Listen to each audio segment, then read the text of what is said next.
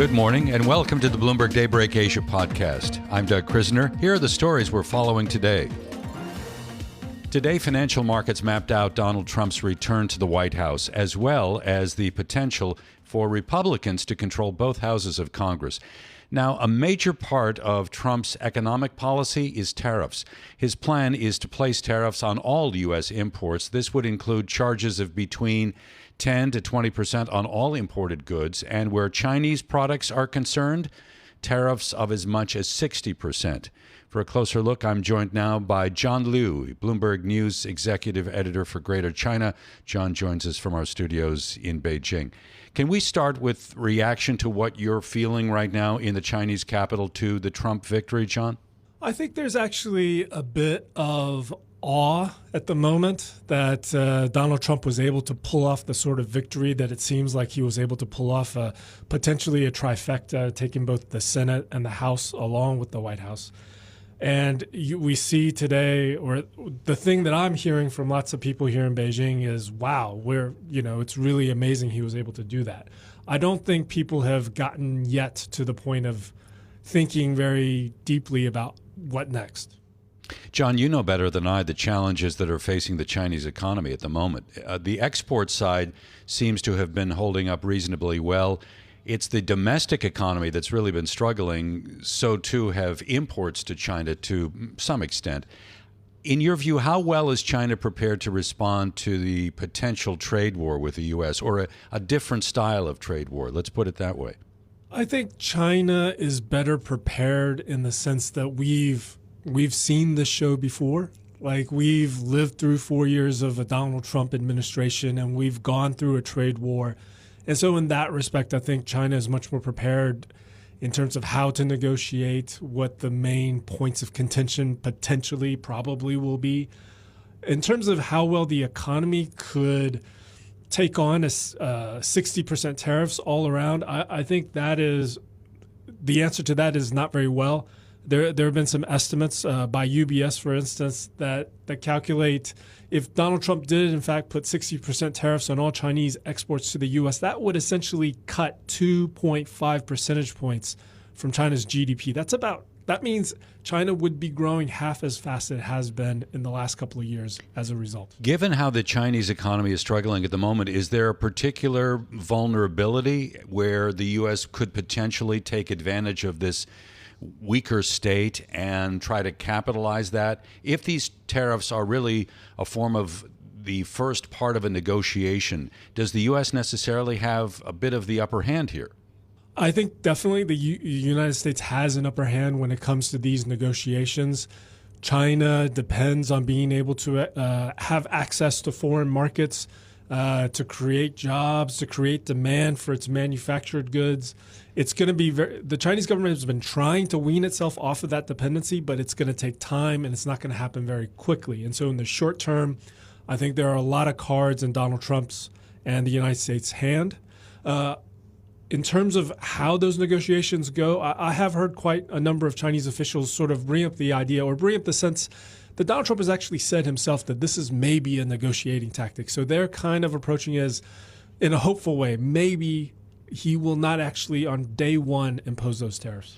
The Biden administration, I think it's fair to say, really built on the tough on China strategy that was undertaken by the first Trump administration.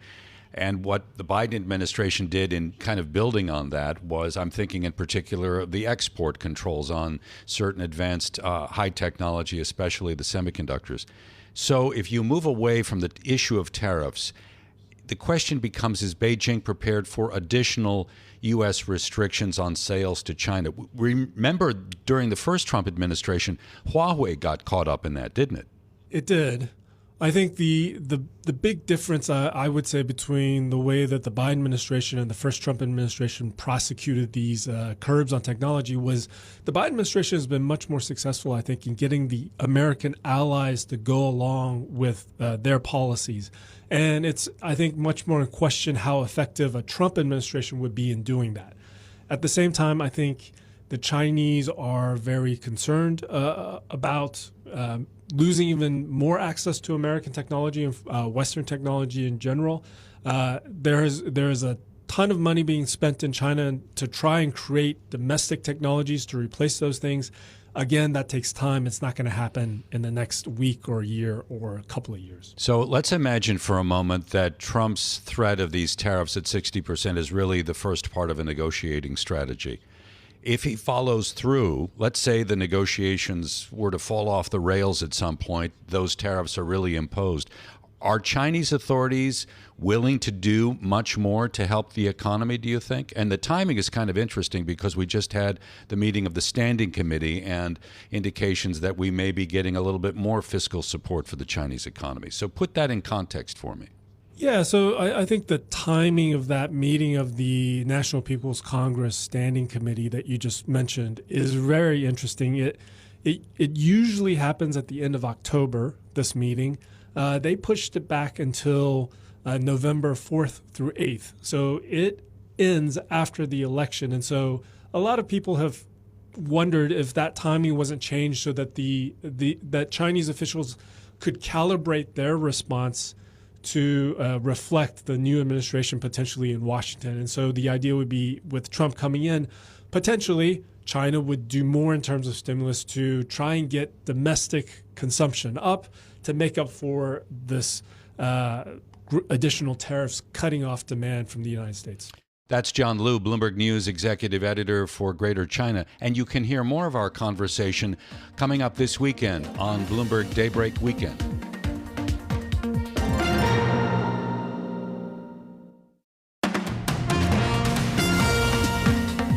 Joining us now is Tim Pagliara. He is the Chief Investment Officer at CapWealth, joining from Franklin, Tennessee.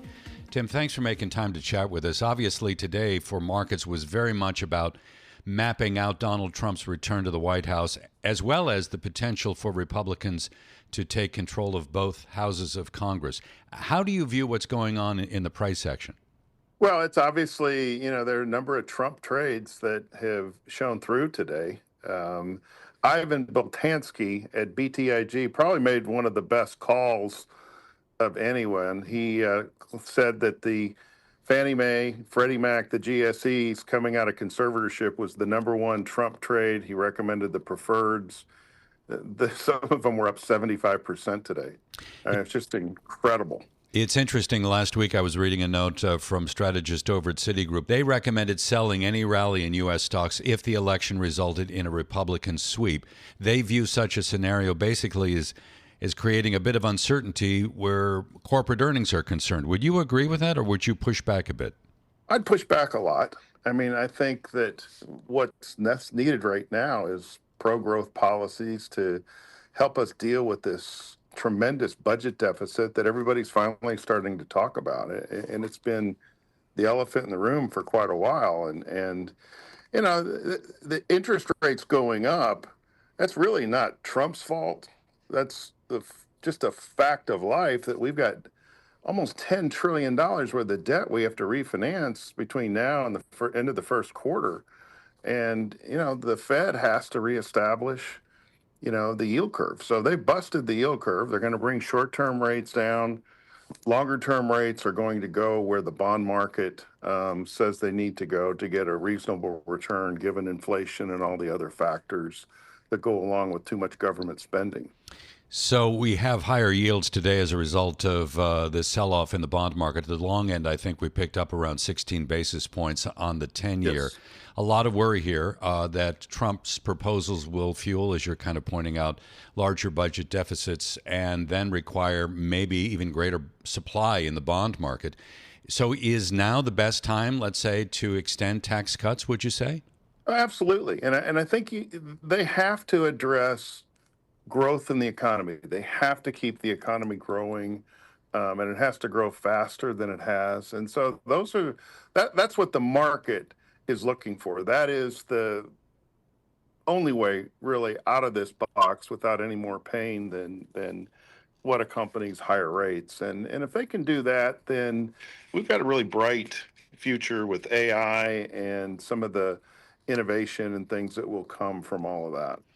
One of the standouts today, the financials, maybe we get a little bit less in the way of regulation. Would that be the bet that you're making if you had to look at the banks right now? Absolutely. I mean, I think Jamie Dimon was the one that said under a Harris administration, banks could look forward to a lot more regulation and red tape, government interference. And so this was a relief rally for the banks. They had been undervalued and underperforming relative to the rest of the market all year long, and this was just kind of a catch up. Right now they're still way under the earnings multiples and price to book, all the other things that you would look at in evaluating a company. One of the key points when you talk about the Trump economic plan is tariffs on imported goods to the United States, particularly when it comes to China. Is this a policy that you think is wise right now? Well, I think it's a negotiation tool. I had lunch with Art Laffer last week in an event that he hosted, and we talked specifically about it. I mean, Trump's a negotiator, and he's going to negotiate, and he's going to level the playing field, so that there is real free trade. And I think that's what you'll see with tariffs. Now, if it causes an increase in some tariffs, then so be it. But we're not on a level playing field with most countries right now. And free trade, there has to be give and take, and we have to build those bridges and get back to even talking and trading with our enemies, so that we can move this world forward without war and without some of the other things that happen when you stop discussing things with your adversaries. One of the things that I saw today in the price action, when you look at the small cap space, the Russell 2000 picked up more than 5.5%. Speculation here is obviously that the smaller firms are going to benefit from any type of protectionistic stance from the Trump administration. Would you put new money to work in small caps right now? I think small caps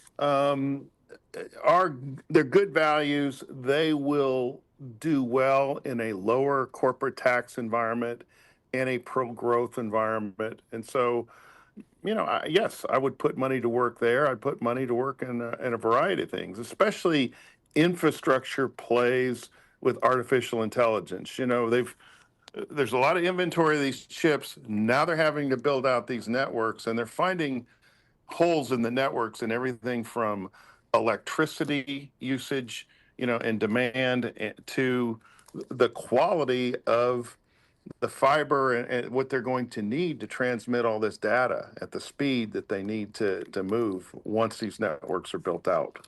One of the other things that was happening in markets today, kind of a reduction on bets for the scope of rate cuts by the Fed, particularly if you look at what the bond market may be telegraphing, the risk of maybe higher inflation in the future, or at least in a reemergence of inflationary pressure. Conventional wisdom right now is that the Fed goes ahead and cuts rates by 25 basis points tomorrow, the key policy rate. How do you see the Fed entering into the narrative right now, the story that the market seems to be telling us? Well, again, the Fed has a problem, and it's not inflation, it was the inverted yield curve. And with all this refinancing, they have to bring the short end of the curve down. They have to have the long end of the curve high enough to attract new money. This whole thing that inflation has gone away, that was really not fair. I mean, inflation is still embedded in this economy. 2/3 of inflation is wages and benefit costs. Just look at the last contracts, big contracts at Boeing, the contracts with the longshoremen. I mean, they're all in the 9 to 12% range in terms of annual increases. That doesn't get you to 2%. Chairman Powell has said that. He said anything above the Fed target that's not accompanied by productivity gains is inflationary. And so we still have a lot of wage inflation in the system. And it's people are trying to catch up from the 25% that they lost over the last 2 or 3 years. So I'm trying to understand whether what you're describing creates upward pressure across the Treasury curve in yield terms. And if that's the case, maybe we avoid buying bonds at the moment. Or are you looking at it in some other way and maybe identifying opportunity in the bond market right now? I think there are opportunities once rates get closer to that 5% range, and I think the 10-year Treasury will probably go to 5. Then it provides a reasonable value if you believe the Fed can be successful in moving inflation down to that 2.5% target. Trump's plan of cutting energy costs through more exploration and increasing our energy reserves, that will help a lot. That's a very disinflationary thing as it moves through the economy. And so that's what that's what you need. Bond investors need a reasonable return above inflation after taxes. Are you seeing opportunities offshore right now? Not really. I think, we're the best economy in the world. We have the ability to address our problems with creativity. One of the interesting things about what Trump has done, he has financed his own transition team. And I've spoken with some of the transition members. They are approaching this with creativity. They're going to look at ways, conventional and unconventional ways of solving this problem. They promise 6 months of shock and awe as they go through the first 6 months of his administration. Tim, we'll leave it there. Thank you so much for making time to chat with us here on the Bloomberg Daybreak Asia podcast. He's Tim Pagliara, Chief Investment Officer at CapWealth, joining us from Franklin, Tennessee. Tim, thanks so much. Thank you, Doug. This is Bloomberg Daybreak Asia, your morning brief on the stories making news from Hong Kong to Singapore and Wall Street. Look for us on your podcast feed every day on Apple, Spotify, and anywhere else you get your podcast. Our flagship New York station is also available on your Amazon Alexa devices. Just say, Alexa, play Bloomberg 1130. Plus, listen coast to coast on the Bloomberg Business app, Sirius XM, the iHeartRadio app, and on Bloomberg.com. I'm Doug Krisner. Join us again tomorrow for all the news you need to start your day right here on Bloomberg Daybreak Asia.